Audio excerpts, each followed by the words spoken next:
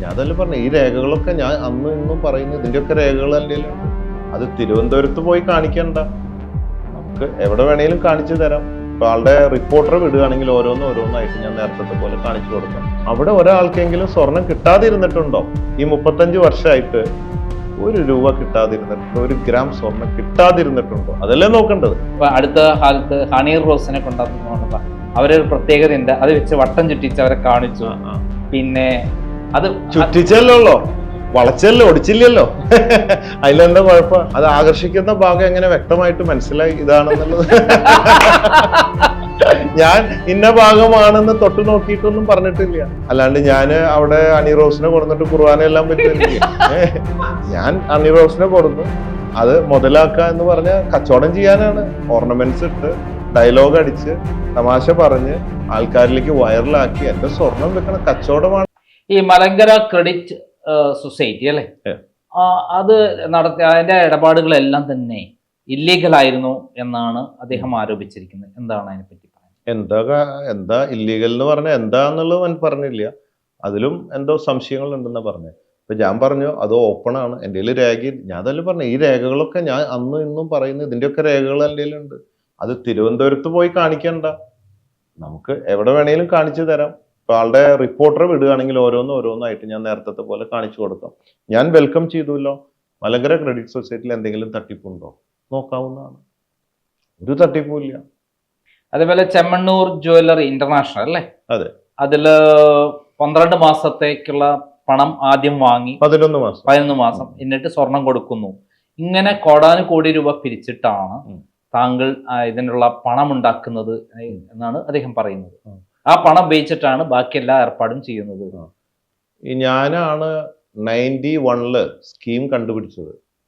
ഞാൻ gold purchase plan തവണകളായിട്ട് പൈസ അടച്ചിട്ട് സ്വർണം പണിക്കൂലിയില്ലാണ്ട് ആനുകൂല്യത്തിൽ വാങ്ങുന്ന സ്കീം. ഇന്ന് തനിഷ്ക് ടാറ്റ മുതൽ 10,000-ഓളം ജ്വല്ലറികൾ ഇന്ത്യയിൽ ഉപയോഗിക്കുന്ന എൻ്റെ സ്കീമാണത്. മനസ്സിലായത്? അത് നിയമപരമാണ്. അതിൽ എത്രയോ ആൾക്കാർ വന്ന് ചേരുന്നു. ഒരു സൈഡിൽ കൂടെ ആൾക്കാർ സ്വർണം വാങ്ങാൻ ബുക്ക് ചെയ്യുന്നു, മറു സൈഡിൽ കൂടെ സ്വർണം വാങ്ങിച്ചിങ്ങനെ വർഷങ്ങളായിട്ട് എത്രയോ 1000 കോടിയുടെ സ്വർണം വിറ്റുപോയിരിക്കുന്നു. 3000-4000 കോടി ടേൺ ഓവറാണ്. ഇത് ഞാൻ മാത്രമല്ല ചെയ്യുന്നത്, എല്ലാവരും ചെയ്യുന്നുണ്ട് ഈ സ്കീം. നിങ്ങൾ ആ പത്രം എടുത്ത് നോക്കി കാണാം, എന്താ അഡ്വാൻസ് ബുക്കിംഗ് എന്ന് പറഞ്ഞിട്ട് കാണാം. അതിലെന്താ തട്ടിപ്പ്? അവിടെ ഒരാൾക്കെങ്കിലും സ്വർണം കിട്ടാതിരുന്നിട്ടുണ്ടോ? ഈ 35 വർഷമായിട്ട് ഒരു രൂപ കിട്ടാതിരുന്നിട്ടുണ്ടോ? ഒരു ഗ്രാം സ്വർണം കിട്ടാതിരുന്നിട്ടുണ്ടോ? അതല്ലേ നോക്കേണ്ടത്. ഇതിലെന്താ തട്ടിപ്പുള്ളത്? അതാ എനിക്ക് മനസ്സിലായി. ഞാൻ ചെയ്യുന്നതൊക്കെ തട്ടിപ്പാണെന്നാണ് പറയുന്നത്. തട്ടിപ്പായിലുള്ളത് അല്ല, ഇത്തരം കാര്യങ്ങൾ അങ്ങനെ ഒരാള് വരട്ടെ എന്റെ മുമ്പിൽ. അതായത് അതിനേക്കാൾ അപ്പുറമുള്ള ഒരു ആരോപണം എന്ന് പറയുന്നത് താങ്കൾ അശ്ലീലമാണ് എപ്പോഴും ഉപയോഗിക്കുന്നത് എല്ലാ കാര്യങ്ങളും. ഒരു സ്ഥലത്ത് ഇപ്പൊ അടുത്ത കാലത്ത് ഹണി റോസിനെ കൊണ്ടുവന്നു അവരൊരു പ്രത്യേകത ഉണ്ട്, അത് വെച്ച് വട്ടം ചുറ്റിച്ച് അവരെ കാണിച്ചു. പിന്നെ അത് ചുറ്റിച്ചല്ലോ, വളച്ചല്ലോ, ഒടിച്ചില്ലല്ലോ. അതിലെന്താ കുഴപ്പം? ഹണി റോസിന് അവര് ശരീരഭാഗങ്ങൾ ഏതൊക്കെ ഭാഗങ്ങളാണോ ആളുകളെ ആകർഷിക്കുന്നത് അത് വെച്ചിട്ട് താങ്കൾ ബിസിനസ് ഉണ്ടാക്കുന്നു, പബ്ലിസിറ്റി ഉണ്ടാക്കുന്നു എന്നുള്ള ആരോപണമാണ്. അത് ആകർഷിക്കുന്ന ഭാഗം എങ്ങനെ വ്യക്തമായിട്ട് മനസ്സിലായി ഇതാണെന്നുള്ളത്? ഞാൻ ഇന്ന ഭാഗമാണെന്ന് തൊട്ട് നോക്കിയിട്ടൊന്നും പറഞ്ഞിട്ടില്ല. ആകർഷണ ഭാഗം ഇതാണെന്നൊന്നും ഞാൻ പറഞ്ഞിട്ടില്ല. ഞാൻ അവിടെ വന്നു, സ്വർണ്ണം ഇട്ടു, ഒന്ന് കറക്കി, അത്രയും ഞാൻ കറക്കലാണ്. ആ കറക്കലല്ല ഈ കറക്കല്. ഇത് കടയുടെ ഉള്ളിൽ നിന്നാണ് കറക്കിയത്. ഞാൻ കറക്കിക്കൊണ്ട് പോയിട്ടൊന്നുമില്ല. മനസ്സിലായില്ലേ? അപ്പൊ ബിസിനസ് അല്ലേ, അല്ലാണ്ട് ഞാന് അവിടെ ഹണി റോസിനെ കൊടുത്തിട്ട് ഖുർആനെല്ലാം പറ്റില്ല. ഞാൻ ഹണി റോസിനെ കൊടുന്നു, അത് മുതലാക്കുക എന്ന് പറഞ്ഞ കച്ചവടം ചെയ്യാനാണ്. ഓർണമെന്റ്സ് ഇട്ട് ഡയലോഗ് അടിച്ച് തമാശ പറഞ്ഞ് ആൾക്കാരിലേക്ക് വൈറലാക്കി എന്റെ സ്വർണം വെക്കണ കച്ചവടമാണ്. അതിനല്ലേ കൊടുന്നത്. ഹണി റോസിനെ കച്ചവടം ആ പണിയില്ല, അത് തുടങ്ങിയിട്ടില്ല. അതല്ല, പിന്നെന്താന്നറിയാ, ചിലവരുടെ മനസ്സില് ഇപ്പൊ 2 രീതിയിൽ തോന്നും. ഇപ്പൊ ഉറങ്ങുന്നവരെ ഉണർത്താൻ പറ്റും, ഉറക്കം നടിക്കുന്നവരെ ഉണർത്താൻ പറ്റില്ല. ശരിയല്ലേ? എന്ന് പറഞ്ഞ പോലെ എന്നിൽ അതൊരു കലയാണ്. മനസ്സിലായില്ലേ? കളിയില്ലാത്തവന്റെ കയ്യിൽ കൊല മാത്രമേ ഉണ്ടാവുള്ളൂ. അതെന്റെ കുഴപ്പമില്ലല്ലോ. അതെന്റെ കുഴപ്പമില്ല. താങ്കളുടെ എങ്ങനെ വേണേ നോക്കിക്കാണാം. താങ്കളുടെ ജീവിതത്തിൽ ഓരോ ഘട്ടത്തിലും ഓരോ കാര്യം ചെയ്യുമ്പോഴും കുറച്ച് ദ്വയാർത്ഥ പ്രയോഗവും കുറച്ച് അശ്ലീലതയും വെച്ച് ആളുകളെ അട്രാക്ട് ചെയ്യുന്ന രീതിയാണ് കാണുന്നതെന്നാണ് അദ്ദേഹം പറഞ്ഞിട്ടുള്ളത്. അതിൽ ഏറ്റവും പ്രധാന ഒരു പഴംപൊരി എടുത്ത് വെച്ചിട്ട് താങ്കൾ കാണിച്ചിട്ടുള്ള ഞാൻ വേറെ ഇങ്ങനെ പിടിച്ചാ വേറെ ഒന്നല്ല ഞാൻ കാണിച്ചത്, പഴംപൊരി ആയിരുന്നു അത്. അത് ഇങ്ങനെ പിടിച്ചു കഴിഞ്ഞാൽ പഴംപൊരി അല്ലാണ്ടാവോ? ഇല്ല, അത് ഇത്തിരി നീളമുള്ള പഴംപൊരി ആയിരുന്നു. ഞാൻ പിടിച്ചപ്പോ അത് ഇത്തിരി വളഞ്ഞു. അപ്പോ ഇത് വളഞ്ഞ പഴംപൊരിയാന്ന് ഞാൻ പറഞ്ഞിട്ടുള്ളൂ. അപ്പോ ഈ ചേട്ടന്റെ പഴംപൊരി എന്താ വളഞ്ഞിരിക്കണേന്ന് ഞാൻ ചോദിച്ചോളൂ. അപ്പൊ ആൾക്കാർക്ക് അതാണ് ഈ ആൾക്കാരുടെ ഉള്ളിലുള്ള ആ ഒരു ത്വര. സത്യത്തില് കലാബോധമുള്ളവർ അത് എൻജോയ് ചെയ്തു. താങ്കൾ എല്ലാ കാര്യത്തിലും ഒരു സെക്സ് അതിന്റെ ഇന്നറായിട്ട് കൂട്ടിയിട്ടാണ് എല്ലാം പ്രവർത്തിക്കുന്നത് എന്നാണ് അദ്ദേഹം കൃത്യമായി പറഞ്ഞിരിക്കുന്നത്. സെക്സ് ചെയ്യാണ്ട് ആരും ഉണ്ടാവില്ലല്ലോ. നമ്മളൊക്കെ ഉണ്ടായത് ഈ സെക്സ് ചെയ്തിട്ട് തന്നെയല്ലേ. അത് എന്റെ കണ്ടുപിടുത്തല്ല, സൃഷ്ടിയുടെ ഭാഗമല്ലേ, സയൻസ് അല്ലേ. തെറ്റ് ഇപ്പൊ നമുക്കറിയാം കേരളത്തിൽ ഏറ്റവും വിവാദം ഉണ്ടായിക്കൊണ്ടിരിക്കുന്ന ഒരു സംഭവമാണ് നമ്മുടെ ഹേമ കമ്മീഷൻ റിപ്പോർട്ടും സ്ത്രീ വിഷയങ്ങളും. താങ്കൾ ഏറ്റവും സ്ത്രീ വിഷയങ്ങളിൽ താല്പര്യമുള്ള ആളാണെന്ന് പലപ്പോഴും പറഞ്ഞേക്കും. അത് എത്രമാത്രം ശരിയാണ്? എനിക്ക് ഗേൾ ഫ്രണ്ട്സ് ഉണ്ട്, താല്പര്യക്കുറവൊന്നുമില്ല. എല്ലാവരെ പോലെ മനുഷ്യനാണ് ഞാൻ, ചോരയും നീരൊക്കെ ഉള്ള ഒരാളാണ്. ഒരു വ്യത്യാസം, ഞാൻ ഒരു തുറന്ന പുസ്തകമാണ്, അത്രയേ ഉള്ളൂ. ബാക്കിയൊക്കെ കാണാൻ മറയത്താണ്, അത്രയുള്ള വ്യത്യാസമുള്ളൂ. എനിക്ക് ഒരു കുറവുമില്ല, നല്ല ആരോഗ്യവും കാര്യങ്ങളും. പക്ഷെ ഞാൻ ആരെയും ബലാത്സംഗം ചെയ്യാനോ അങ്ങനത്തെ ഒരു പരിപാടികൾക്കും പോവില്ല. അതിന്റെ ഒരു ആവശ്യമില്ല. ഇഷ്ടംപോലെ ഫ്രണ്ട്സ് ഉണ്ട്. അത് രണ്ടുപേർക്ക് ഇഷ്ടം ഉണ്ടാവുന്ന ഒരു വികാരമാണ്. അല്ലാണ്ട് ഇതൊരു കച്ചവടം പോലെ പോയി അങ്ങനെ ചെയ്യുന്ന ഇതൊന്നുമല്ലല്ലോ. ലോകത്തിലുണ്ട്, രണ്ടുപേർക്ക് ഇഷ്ടമുണ്ട്, പ്രണയം വരാം, അല്ലെങ്കിൽ അടുപ്പം വരാം, തോന്നാം, ഇതൊക്കെ സ്വാഭാവികമാണ്. ഞാൻ കണ്ടുപിടിച്ചോന്നല്ലല്ലോ ഇത്. അങ്ങനെയല്ലാതെ നമ്മൾ ആരും ഉപദ്രവിക്കാനോ പിടിക്കാനോ ഒന്നും പോവാറില്ല. പക്ഷെ താങ്കൾക്കെതിരെ ഒരു പെൺകുട്ടി വ്യാപകമായിട്ട് ഇത്തരത്തിലുള്ള താങ്കൾക്കെതിരെ പരാമർശമായിട്ട് ഒരു വീഡിയോ പ്രചരിച്ചിരുന്നു. അത് താങ്കൾക്കെതിരെ വന്നത് തന്നെയല്ലേ? അതെ, ആ വീഡിയോയിൽ എന്താ ഉള്ളത്? ഒരു കേസോ കൂട്ടോ ഒന്നും ഇല്ലല്ലോ. താങ്കൾ ചതിച്ചിട്ടാണ് ആ പെൺകുട്ടിയെ യൂസ് ചെയ്തത് എന്ന് തന്നെയാണ് ആ വീഡിയോ എടുത്ത് നോക്കിയാൽ കാണാം. അതിലൊന്നുമില്ല. അതില് ആ പെൺകുട്ടി പറയുന്നത് ഇതാണ്: ഞാൻ എൻ്റെ വേറൊരു കൂട്ടുകാരിയുമായിട്ടുള്ള ബന്ധം ഈ കൂട്ടുകാരി അറിഞ്ഞപ്പോൾ അവർ തമ്മിലുള്ള അടിയുടെ ഒരു ഭാഗമാണ്. സ്വാഭാവികമായിട്ട് അസൂയ ഉണ്ടാവും.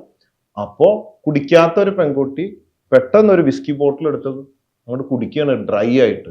അത് കഴിഞ്ഞിട്ട് എന്നെ അടിക്കലും ചീത്ത പറയലും ഇതാണ്. പക്ഷെ ആൾക്കാരെ എന്ത് ചെയ്തു? ഇത് ഇട്ട ആൾ എന്ത് ചെയ്തു എന്നറിയാം. ഇത് ഇട്ട ആള് ബ്ലാക്ക് മെയിൽ ചെയ്യാൻ നോക്കി എന്നെ മുമ്പ് ഒരു എമൗണ്ട് ചോദിച്ചിട്ട് ഞാൻ കൊടുത്തില്ല എന്ന് മാത്രമല്ല, കൊടുക്കാള് വേറെ പറഞ്ഞു കൊടുത്തു, കാശ് വെച്ചു ഇത് ഇടാതിരിക്കാൻ, നീ ഇട്ടോളാൻ പറഞ്ഞു.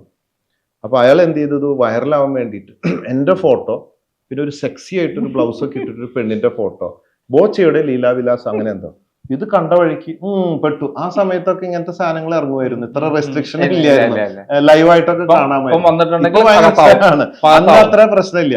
ഇത് കണ്ടപ്പോ ബോച്ചും ഏതോ ഒരു പെണ്ണും തുറന്നു നോക്കിയപ്പോ നിരാശരായി. അതിലൊന്നുമില്ല, ഒരു പെണ്ണുമില്ല. ഞാൻ ഇങ്ങനെ ഇരിക്കുന്നു, ആ പെണ്ണിനെ കാണാനില്ല. അപ്പുറത്തിരുന്ന് ഒരു ശബ്ദം എന്നെ ഇംഗ്ലീഷിൽ ചീത്ത വിളിക്കുന്നു. ഇത്രയേ ഉള്ളൂ. കണ്ടവരൊക്കെ നിരാശരായി. ഇതാണ് ആ കോപ്പ് എന്ന് പറഞ്ഞിട്ട്. ഇത്രയേ ഉള്ളൂ. അപ്പൊ അതോടെ കേസോ വേറെ ഒന്നുമില്ല.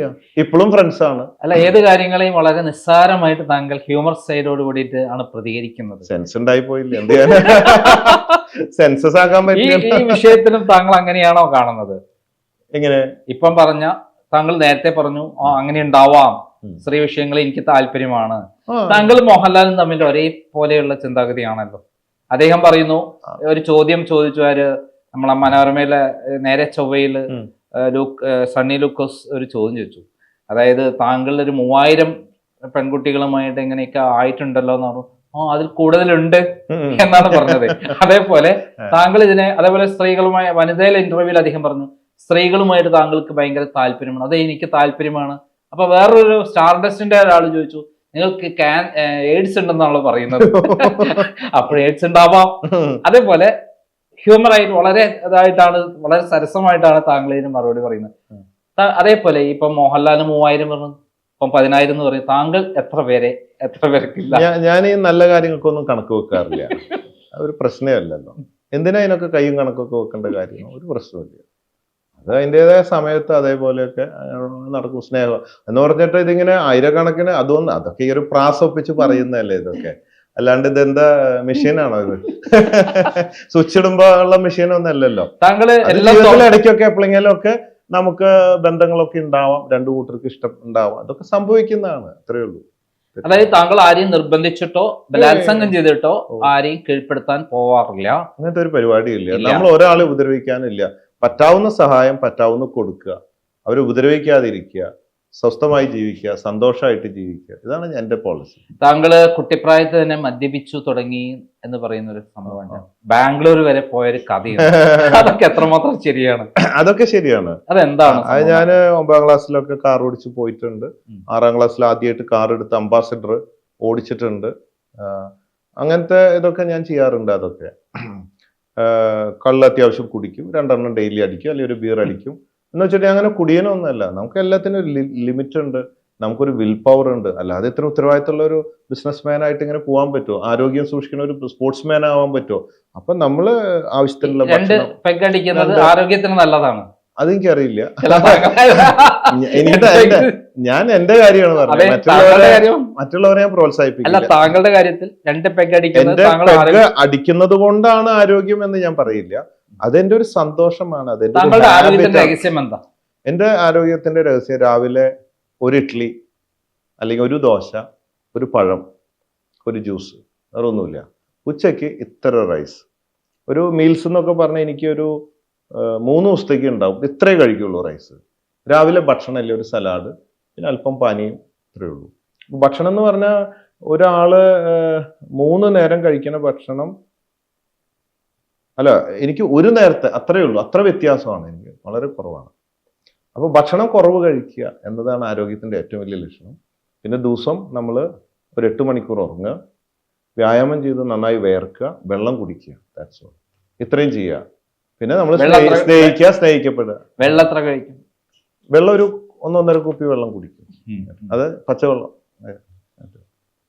ഇത്രയേ ഉള്ളൂ. സ്നേഹിക്കപ്പെടുക, സ്നേഹിക്കപ്പെടുക. അതായത് ടെൻഷൻ ഇല്ല എന്നർത്ഥം. ടെൻഷൻ എടുക്കാറില്ല. ടെൻഷൻ വേണമെങ്കിൽ ആവാം, നമുക്ക് ഓപ്ഷൻ ഉണ്ട്.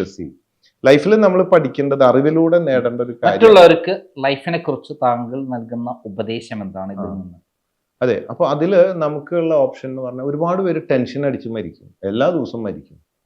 നമ്മൾ ടെൻഷൻ എടുക്കില്ല, അതവിടെ സ്റ്റോപ്പ് ചെയ്ത് അവിടെ നിർത്തും. വരണേ വരട്ടെ, അപ്പം നോക്കാം. ടെൻഷൻ എടുക്കില്ല, അവിടെ സ്റ്റോപ്പ് ചെയ്യും. അപ്പൊ if you breath inside tension, അതിനെ നേരം ഉണ്ടാവുള്ളൂ. മനസ്സിലായില്ലേ? അപ്പൊ അതുകൊണ്ട് നമ്മൾ പരമാവധി ടെൻഷൻ എടുക്കാതെ അവിടെ സ്റ്റോപ്പ് ചെയ്യിക്കും. അവിടെ ഒരു പടി വെച്ചിട്ടുണ്ട്, അവിടെ നിന്നാൽ മതി. മുമ്പോട്ട് പോവും, ആയ പോലെ മുമ്പോട്ട് പോവും, സമാധാനത്തിൽ സന്തോഷിക്കും. അല്ലാതെ ഇന്ന കാര്യം ഇന്ന പോലെ ഇന്ന ദിവസം ചെയ്തോളണം, അല്ലെങ്കിൽ എനിക്ക് ഇത്ര കിട്ടിക്കൊള്ളണം, അല്ലെങ്കിൽ അത് ശരിയാവില്ല, ടെൻഷൻ ആദിവാദി ഉള്ളതുകൊണ്ട് സന്തോഷത്തിൽ ഹാപ്പി ആയിട്ട് ജീവിക്കുക. ഇതാണ് നമ്മുടെ ഒരു നയം. താങ്കള് ദൈവത്തിൽ വിശ്വസിക്കുന്നു? എനിക്ക് അതിനെക്കുറിച്ച് അറിയില്ല, സത്യം പറഞ്ഞാൽ. ഞാനിപ്പോഴും അന്വേഷിച്ചുകൊണ്ടിരിക്കുകയാണ്. നീ ആരാകുന്നു എന്ന് അന്വേഷിച്ചുകൊണ്ടിരിക്കുക. അറിയാത്ത കാര്യം. നല്ലൊരു ഫിലോസഫർ ആണല്ലേ? അങ്ങനത്തെ ഒരു ഇംഗ്ലീഷ് വാക്കും പറയാൻ വേണമെങ്കിൽ തെറ്റില്ല. അത്യാവശ്യം ഫിലോസഫിയും ആർഗ്യുമെന്റ്സിനൊക്കെ ഇരിക്കാറുണ്ട്. ഞാൻ റിസർച്ച് ചെയ്തുകൊണ്ടിരിക്കുകയാണ്. കാരണം ഞാൻ റിസർച്ച് ചെയ്തിട്ട് എനിക്കൊന്നും മനസ്സിലാവുന്നില്ല. അതെന്റെ വിവരമില്ലായ്മ ആണോ എന്ന് എനിക്കറിയില്ല. കാരണം എത്ര ലക്ഷം കോടി വർഷങ്ങളായി ഈ പ്രകൃതി ഉണ്ടായിട്ട് അറിയില്ല. There is no proof. ഇതിന്റെ അവസാനമുണ്ടോ അറിയില്ല. ജനിച്ചത് എന്തിനാ അറിയില്ല. മരിക്കണത് എന്തിനാ അറിയില്ല. എന്തിനെത്ര കാലം ജീവിച്ചു അതും അറിയില്ല. പക്ഷെ നമുക്ക് അർഹിക്കുന്നതും കാണുന്നതും അറിയുന്നതുമായ സംവിധാനം ഇതാണെന്ന് അറിയാം. എല്ലാവരും ഈ വഴിക്ക് പോകുന്നു. ഒരു സ്ഥലത്തെത്തുമ്പോൾ ഒരു ചോദ്യം, എന്തിന് എന്തിന് ഇത്ര കാലം ജീവിച്ചു, ഇത് കഴിഞ്ഞാൽ എന്താന്ന് വെച്ച് കഴിഞ്ഞാൽ മനുഷ്യൻ സ്വാതന്ത്ര്യമില്ലാതെയാണ് മരിക്കുന്നത്. നമുക്ക് സ്വാതന്ത്ര്യം കിട്ടിയെന്നൊക്കെ പറഞ്ഞാൽ ഒരു സ്വാതന്ത്ര്യം ഇല്ല മനുഷ്യന് ഇല്ലാത്തൊരൊറ്റ സാധനം സ്വാതന്ത്ര്യമാണ്. ഏതൊരു വ്യക്തിയും അത്യാവശ്യം കോമൺ സെൻസ് ഉള്ള ഒരു വ്യക്തി ചിന്തിക്കുന്നത്, ഞാൻ ജനിച്ചു മരിച്ചു, ഇതിന് ശേഷം എന്ത്? എൻ്റെ അപ്പനെവിടെ, അപ്പൂപ്പനെവിടെ, അപ്പൂപ്പന്മാരെവിടെ? ഒക്കെ മണ്ണിൽ അലിഞ്ഞ് മണ്ണിൽ ചവിട്ടി നടക്കും ഇനി അടുത്ത തലമുറ. ഇതിൻ്റെ ഒരു ആദ്യം എന്താ അതിൻ്റെ ഒരു ലക്ഷ്യം? ഒരു സംവിധാനത്തിന്റെ ലക്ഷ്യം എന്താണ് അറിയില്ല. അതുകൊണ്ട് തന്നെ അതിനൊരു ഐഡിയ നമുക്കില്ല. സ്വാതന്ത്ര്യം ഇല്ല എന്ന് തന്നെ പറയാം, അല്ലേ? സ്വാതന്ത്ര്യം ഉണ്ടോ? നമുക്ക് സ്വാതന്ത്ര്യം ഇല്ല. ബോച്ചെ മറുനാടൻ ഷാജിന് പൂർണ്ണമായി മറുപടി നൽകിയിട്ടില്ല. ചൂടൻ മറുപടിയുമായി നാളെ ബോച്ചെ എത്തും കൃത്യം 7 മണിക്ക്. അതോടൊപ്പം ഈ വീഡിയോയുടെ പൂർണ്ണമായ ഭാഗം ഓപ്പൺ ടോക്ക് എന്ന ചാനലിൽ കൊടുത്തിട്ടുണ്ട്. അതിൻ്റെ ലിങ്ക് ഈ വീഡിയോയുടെ ഫസ്റ്റ് കമൻ്റായി നൽകിയിട്ടുണ്ട്. ആ വീഡിയോ കാണുക മാത്രമല്ല ഓപ്പൺ ടോക്കിൻ്റെ സബ്സ്ക്രൈബ് ചെയ്യുകയും ചെയ്യണമെന്ന് പ്രത്യേകം അഭ്യർത്ഥിക്കുന്നു.